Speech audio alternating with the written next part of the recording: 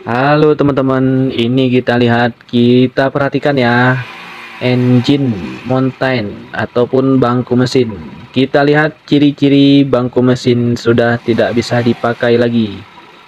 Dan di sini waktu kita lepas gasnya, tuh bergetarnya kuat banget ya.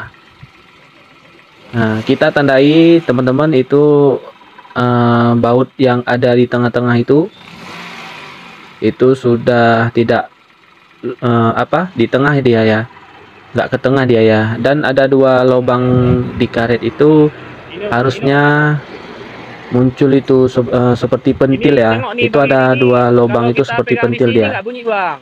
Jadi kalau pentil itu tidak keluar, itu berarti bangku mesinnya sudah rusak ya. Saat kita gas, kita lepas gasnya, itu goyang. Tapi saat kita angkat seperti ini, itu tidak ada bunyinya ya. Itu bunyinya seperti itu. Nah, bisa teman-teman lihat itu dua pentil itu keluar kalau kita angkat seperti itu ya.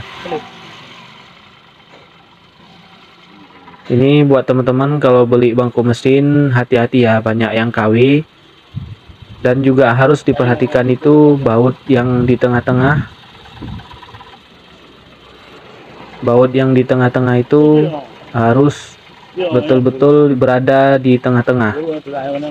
Jika kalau bangku mesinnya sudah rusak, itu pas kita atrek mundur itu goyang itu bangkunya ya.